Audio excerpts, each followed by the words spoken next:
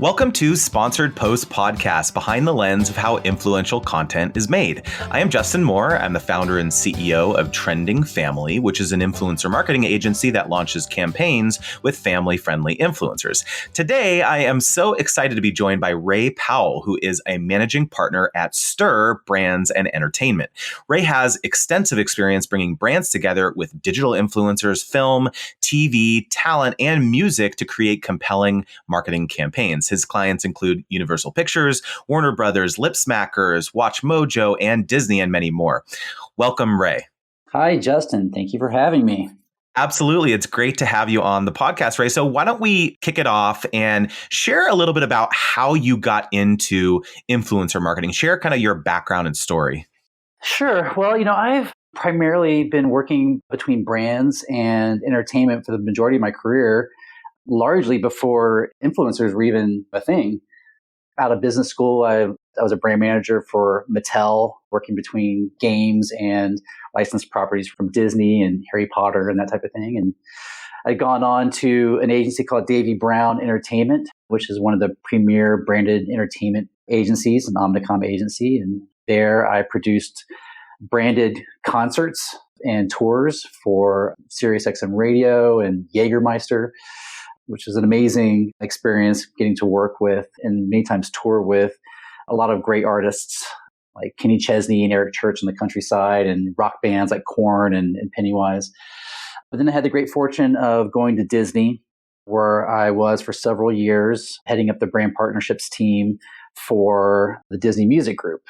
And it was there that I really got a lot of experience working with a number of large mainstream brands, working on Disney properties like Frozen, which was huge at the time that I was at Disney, still is, and on a lot of the music artist specific releases that we had, working with artists like Demi Lovato and Selena Gomez. And, from there, I went on to 20th Century Fox, kind of moved outside of the music world, went into the film space, where I led a global team that was responsible for aligning Fox's film IP on the home entertainment side with brands from all around the world. So that kind of gave me a bit more experience in working with brands and how they see entertainment and how they utilize entertainment as marketing vehicles. And it was while I was at Fox that I had a friend and a former colleague that I worked with at Davy Brown, a guy named Drew Steppick, who was an old creative director at Davy Brown, who was at Awesomeness TV at the time. And Drew had called me to let me know that Awesomeness was starting to build out a team that was to go to market to reach out to brands on behalf of Awesomeness and Awesomeness's various assets. And this is kind of when, Awesomeness was just kind of starting to become a name. And I had certainly known about Awesomeness TV at Fox because at Fox, we worked on Snervous, which was Tyler Oakley's vehicle back in the day. It was clear to me at the time that digital publishers and creators were the next big wave of entertainment for fans. It didn't take long to see, the next generation that was coming up, which at that point was Gen Z, to see where they were getting their entertainment from. And it was less and less traditional entertainment, your traditional linear TV or traditional films. And it was more and more what we now call digital influencers. And so I took a flyer and took the opportunity to work at Awesomeness TV. And there I led the entertainment vertical for Awesomeness, and primarily acting as the bridge between the studios and the OTTs in Awesomeness, and working with Awesomeness's various assets and influencers and channels and production and so on. So that's really where I got into working with digital publishers and creators. And, that wasn't so many years ago, but it's changed quite a bit over just a few short years. A lot of brands wanted to work with influencers because it represented kind of the future for brands at the time, and still to a certain degree now. It was a bit of the Wild West. There weren't a lot of established benchmarks, established metrics by which to measure success. But that was an incredible opportunity for me because it allowed me to see some of the inside workings of deals between brands and creators and digital publishers, and the mechanics of deals, benchmarks, margins, what were allowable, acceptable CPMs and CPVs, and if nothing else, to kind of see like how subjective success was. It depended on really individual brand marketers and what their goals were. Some wanted quote unquote celebrity type names, some wanted low CPMs, some wanted low CPVs, cost per views. But that's kind of what got me involved with digital marketing. And since Awesomeness, I left to establish Stir Brands Entertainment. It's been a couple of years now, and now I'm exclusively focused on the digital side with aligning brands with digital publishers and creators to create marketing campaigns and marketing vehicles for brands. Fascinating. And so when you joined Awesomeness, I think it was around 2016, right? Mm-hmm. What was the appetite for brands to partner with influencers at that time? Because as you mentioned, I mean, things have changed even in the last few years. I mean, there was an article that came out in the Wall Street Journal recently that said that the engagement rate that we're seeing with pretty much all influencers across the board in every category is on the decline. And yet, rates for everyone is going up, right? And so not only from an engagement and pricing perspective, but there's just a lot of shifts in terms of the way the FTC is looking at influencers, especially, you've had a lot of experience in kind of advertising to kids and families and kind of the subtleties associated with that on YouTube. And there's been some brand safety crises. So what is different about advertising to younger audiences than just regular advertising, would you say? Advertising to kids and families is tricky for marketers. Marketers are in a space right now which is relatively complex. When you think about traditional marketing for kids' products or communicating to kids, traditionally marketers would spend on linear TV, typically like your Nickelodeon. What we're seeing over the last couple of years is that, and this is no surprise, that linear TV inventory is down. It's down about 20% year over year. Compounding that effect is that the majority of that inventory is held by Nickelodeon. So, when you have 20% of your inventory down and you compare that to the fact that the overall spend for marketing to kids is up about 20%, there's an issue. There's a problem here. And so marketers are rightfully looking at where are kids' eyeballs these days. Kids 6 to 12. Not only are they getting their entertainment from YouTube, but YouTube is the number one brand for kids 6 to 12, which is fascinating. And this isn't just recent. This is, an ongoing trend over the last 2 or 3 years. I think this is fascinating. The number one brand, more so than Disney, more so than Lego. It's number one entertainment source, number one brand for kids. So this is really kind of where I think the complexity and the issues lie for brand marketers that have products for kids or are trying to reach kids to some degree. There's a couple of issues. One is that by YouTube's own terms of service, you have to be 13 years old to be a registered user of YouTube. Because of that, YouTube says we don't have kids under 13 who are users of YouTube outside of the Kids app, which we all know is absurd. So the problem really rests with, I think, with brand safety. First of all, there aren't a lot of well-lit environments on YouTube for kids. There are some fantastic kids publishers, some fantastic family networks, such as Trending Family. But when you look at the YouTube ecosystem, there really aren't a ton of players to work with. Now, the problem is if you're an advertiser and a major advertiser and you want to advertise at scale, you start running into the brand safety issues that have really plagued YouTube over the past couple of years. It seems every 6 months or so, there is a crisis on YouTube for brand safety, for brands that are reaching kids or families. First, it was ads that were running in conjunction with questionable content, racist content. And the first thing everyone does is, the brands have a knee-jerk reaction. They pull all their funding, all their spend out of YouTube, and then YouTube says, okay, we fixed the problem. Then we run up against something like the Momo challenge. Then everyone's knee-jerk reaction is we're pulling all of our spend, and then YouTube says we fixed the problem. I feel like it was just a couple months after that, there was the issue with the lewd comments and kids' videos.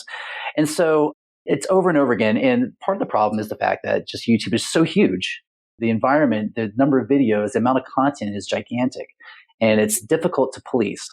Let me ask you a question actually about that in particular, because I find it quite interesting let's use the NFL as an example, right? Where you have players who become embroiled in serious issues, right? Whether it's domestic abuse or things like that. And you don't see the level of advertiser outcry when things like that happen as you do when an influencer gets embroiled in a latest scandal or something like that. Why do you think that is? I think it's optics. There is some backlash when it comes to any particular celebrity or high profile, entity that gets into some type of scandalous issue. I think just by nature of the fact that we're talking about people who live their lives on digital and the way that people are communicating now and the megaphones by which people have at their disposal are digital, I think that there's something there in terms of, amplifying the outcry, if you will. So I think specifically with YouTube, and even if it's not influencer related or creator related and just has something to do with an issue like the Momo challenge or the comments, they have these broad sweeping measures of we're just going to eliminate comments from kids' content, or we're just not going to allow ads to run against some kids' content. Well, then the questions are, well, how do you define kids' content? Is it all animation? Is it contextual? Is it content that skews more kid friendly? I think that it gets really subjective very quickly. But I think that the answer, though, for brands and brand safety is that brands need to work directly with digital publishers that can ensure 100% brand safety. And I think that right now, that's the only answer. We're seeing it with large advertising holding companies that are kind of creating their own little go-to network of brand safe digital partners because they can't afford to have their clients pull advertising spend, any more than YouTube can. They've established a little kind of closed loop walled garden of digital publishers that are large, like WatchMojo as an example is a client of mine, that they can go to and with confidence can utilize for pre-roll and programmatic ad spend. So it seems as though MCNs, multi-channel networks, are kind of going away, right? And so those used to be the place, let's say like Maker or somewhere, where an advertiser could go and get a relatively brand safe ad inventory environment to serve. And yet it seems like those are going away. The other thing that I think is a little interesting is that with that recent brand safety issue you just described about disabling all the comment sections, family vlogging is in a really interesting spot, like you mentioned, because it's like, it seems a lot of those creators have gotten wrapped up in this whole thing. Their engagement has, gone down, their comment section have gone away because it seems as though they're featuring minors in their content, right? And so it seems very interesting because I would think that YouTube would want to protect, let's say, family vloggers because those represent a relatively brand safe type of content to hold up to advertisers and be like, look at all these great creators that you can serve your ads against. And yet they seem to be a casualty of this as well. And yet from an existential perspective, I see YouTube's point, which is that if they have all these advertisers running for the hills and pulling their pre-roll spend, that's a very big problem for YouTube. So they're in a tough spot. I'm not really quite sure what the solution is, but it sounds like you mentioned, working directly with digital publishers. Is that a solution at scale though? It can be. It depends on what the goal is for the brand. I think to some degree, if you are working with a large enough digital provider, digital player, then you can achieve scale. If getting mass awareness about a particular brand or new movie release is what the goal is, then yes, you can work with either very large digital publishers or there are, we've seen the rise and fall of MCNs, but what we've seen kind of coming up in their wake is niche players. So you'll see kind of niche consolidators of, not 1,000 channels, but a handful of channels that give brands the capability to sell pre-roll across a number of channels, somewhat at scale and with the capability of doing so in a brand safe way. As a brand marketer, you have two goals. You have brand awareness, and I think that pre-roll and programmatic achieve that in an efficient way in terms of impressions and getting low CPMs. But then there's also brand association. And that's where I think that working directly with digital publishers come into play. The capability of making branded content that speaks directly to a specific audience, I think is incredibly compelling. And it's not new. It's relatively new for our digital publishers, but we've seen it with integrations into TV shows, brand integrations into films, brand integrations with music artists and videos for years. So that's where I think you get a lot of the stickier impressions. That's where you really penetrate with consumers and you start building that affinity. It allows you to kind of pull a separate lever as a marketer, aside from just the mass awareness play. And that's where I think that, working directly with digital publishers or with agencies that are working directly with digital publishers and creating branded content is incredibly important.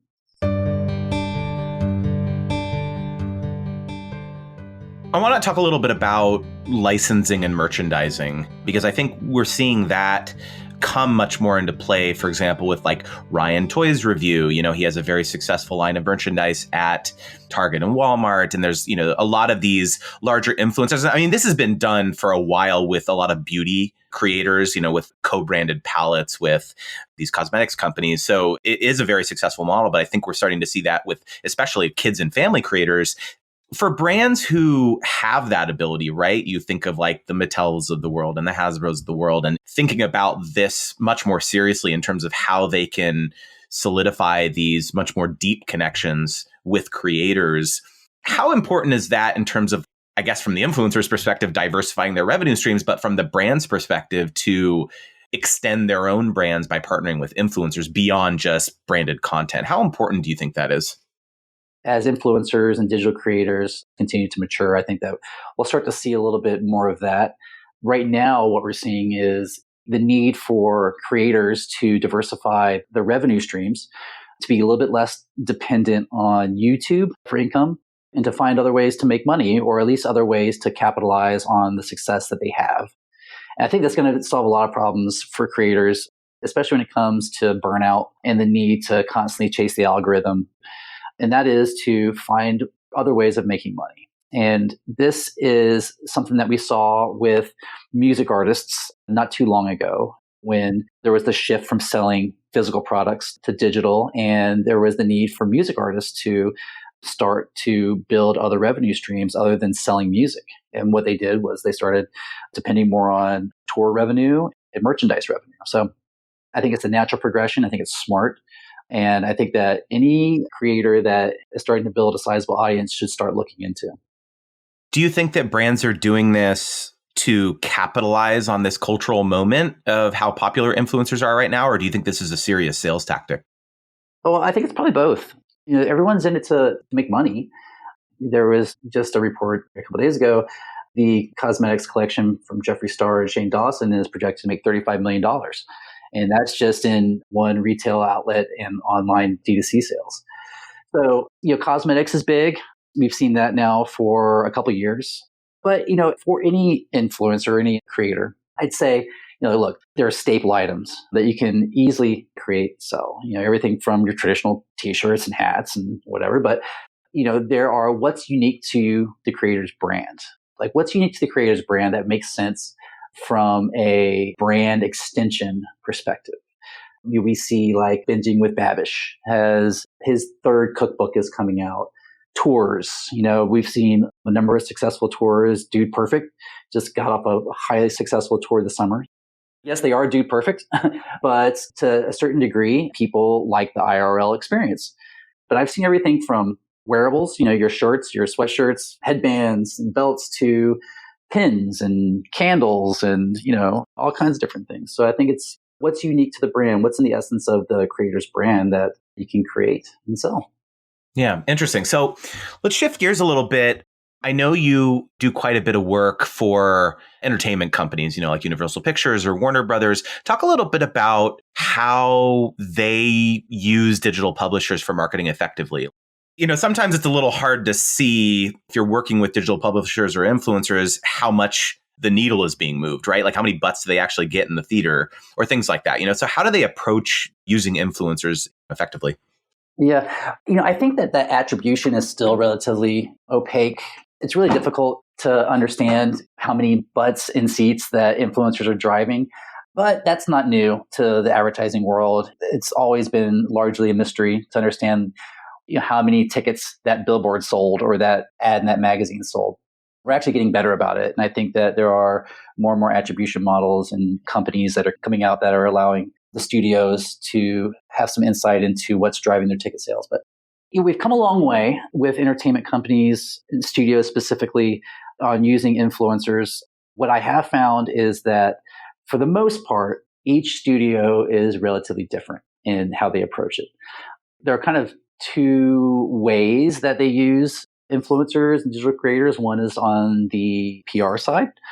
So kind of giving access to influencers, early access or early screenings. There's an exchange of value in that regard with the hopes that the influencer will create content that is favorable to the new release. Then there's the paid side. It depends from studio to studio, and then it even gets more granular from there. It depends from title to title to what degree that the studios will rely on digital publishers and how. Keep in mind that when a film comes out, unlike a brand, a studio has 12, 15 movies out a year, and it's a crowded space. And each one of those films have a release window that is, call it, a month long prior to the release of the film, unlike a brand campaign, which can last for months. So they have a desire to make a very big splash very quickly within those, say, 30 days. And for that, pre-roll is largely effective because it's a big awareness play for studios. But there's still, again, that association play. So I think that it's become more niche. It has to be an exact fit between a film and a digital influencer. So I think gone are the days of just using kind of general popular lifestyle influencers to market kind of any movie. And we're in a place now where if it's a family movie, we're using big family vloggers. If it's a kids movie, we're using kids publishers, and so on and so forth. If it's a horror movie, they're using digital publishers that are big with horror fans or create content that exclusively is about horror movies or thrillers. Over the last few years, we're seeing a shift. I think there's a bit less spend going specifically towards digital publishers. I think there was a lot when it was a shiny new object and no one wanted to be left behind. So everyone kind of tried it out, and there was a lot of experimentation and a lot of money flowing to influencers specifically from the studios. I think now that it's starting to mature a little bit, I think that spend is getting very specific and it has to make a lot of sense. Otherwise, it's just going to go directly to your Google or Facebook. Is the main KPI still impressions for those types of campaigns for the studios? It depends. Definitely for the pre-roll spend, yes. It's impressions and it's a low CPM. With digital publishers, it tends to be a CPV, a cost per view.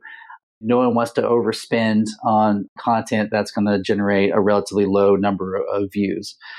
So I think CPV is probably the most applicable KPI that I see when it comes to branded content. But it's difficult because I think that those metrics largely ignore the impact that the content has on viewers.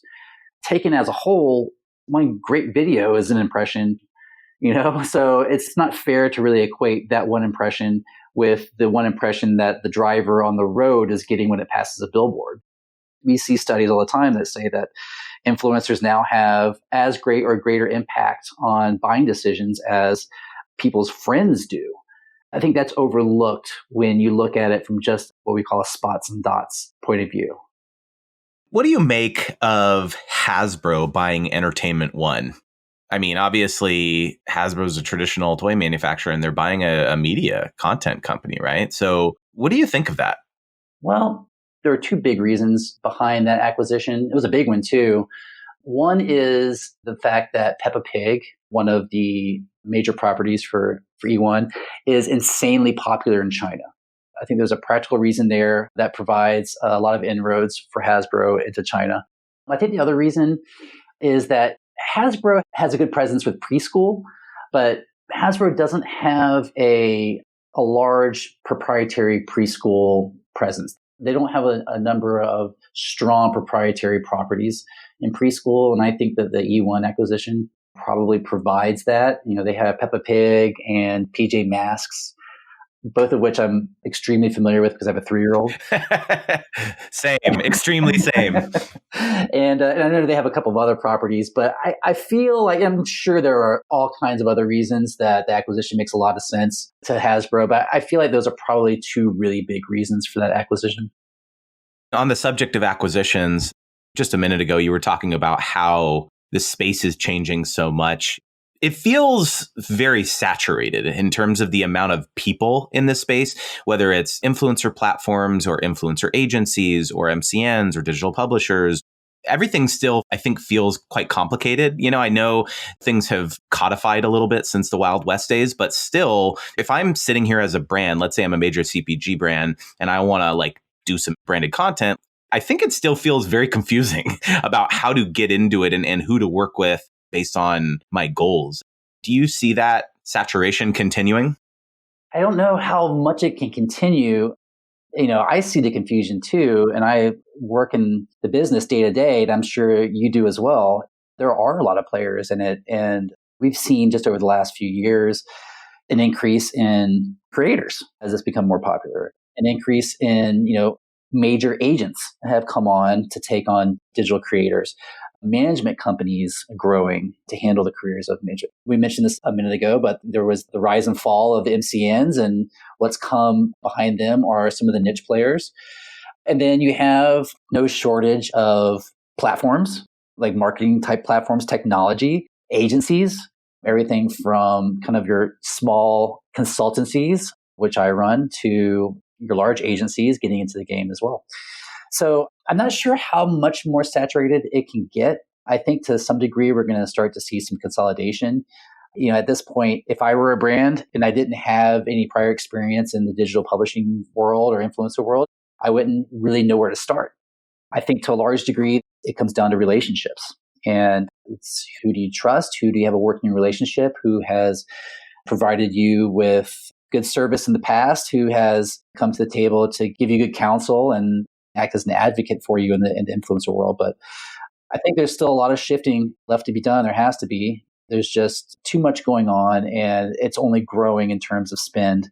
So I think it's still yet to be seen. Talk about a standout campaign that you've done for a client that went particularly well. I always like to talk about those things. What were the characteristics of it that made it so successful? One particular campaign that we did, essentially the idea was to tell a story using a Rube Goldberg machine. And a Rube Goldberg machine, for those who don't know, are those chain reaction machines where one thing triggers the other and it goes down the line. And it's a very complex machine that usually achieves some relatively simple task at the end. So we created a series of videos and localized it into 11 different languages, including English. And the video took off. It was, in our eyes, and hopefully for our client as well, a very successful campaign. We're sitting at millions of views now for this one particular set of videos. What was kind of intriguing, the English language version, of course, did really well. I think at last count, we're up at 1.7 million views. Bear in mind, these are 100% organic views. But what we found to be relatively interesting was our Spanish Latin America version is up to 5.2 million views, and our Polish version is at 7.5 million. So I will never claim to be an expert at the YouTube algorithm. Every time I think I have the algorithm somewhat figured out, it's things like this that make me scratch my head. But the Polish language version of this video is surpassing the English language version by a factor of 3 or 4 times. Interesting. So when you got the brief about this campaign, how fully baked was it? This idea about doing a Rube Goldberg, is that something that your team came up with? How early on in the process do you bring publishers or creators into the ideation of a campaign? We'll bring the publishers in from the very beginning. There are a number of different goals that are given to us. If nothing else, they're trying to reach a certain demo. Sometimes they want to do it in a certain way with certain types of creators. And we'll go out to the digital publisher / creator world, almost like an RFP process, and say, this is what we're working on for this client. We'd love to see, if you have ideas that you'd like to propose, we'll work with you on massaging those ideas into what we think that is going to resonate with our client. And so the creative process is always deferred to the creators. In this regard, I have a point of view and a perspective on what the clients are looking for. I know kind of what's important for them. There's sometimes some history with some clients where I know what has worked for them in the past or what hasn't worked from the past and what creators should stay away from or drive towards. And then there's also certain KPIs and benchmarks that I always strive for when working with digital publishers. We need to ensure that the video is cost effective, that is going to return a certain number of views or engagement for the client.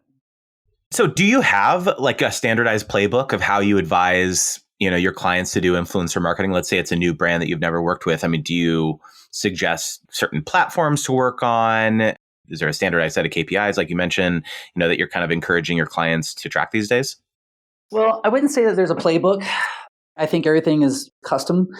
So I definitely have a perspective, and it's been developed over the last number of years working with I don't know how many different clients and campaigns. And so I do have a sense of what works and what doesn't work. The platforms that I tend to gravitate towards are YouTube. I think that just video and YouTube is still incredibly compelling.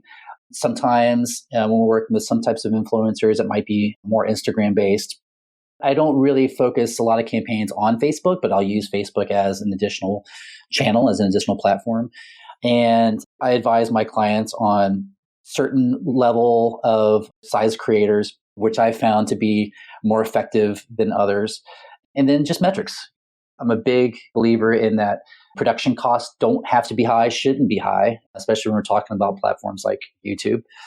And that at the end of the day, the brands or clients are looking to achieve some type of general awareness or some type of association. So we have to have those types of numbers reflect that. And when we're talking about something like YouTube or video, it tends to be views. And so we'll guarantee views at a certain level. And that level, depending on the type of client and the type of content that they want to create and the creators that they want to work with, can range anywhere from 8 cents CPV to upwards of 20 cents. I try to stay away from the 20-cent CPVs and work on campaigns that will deliver the 8 cents or less. And when it's done right and you get content that resonates, those CPVs start to drop even further. And that's what you want.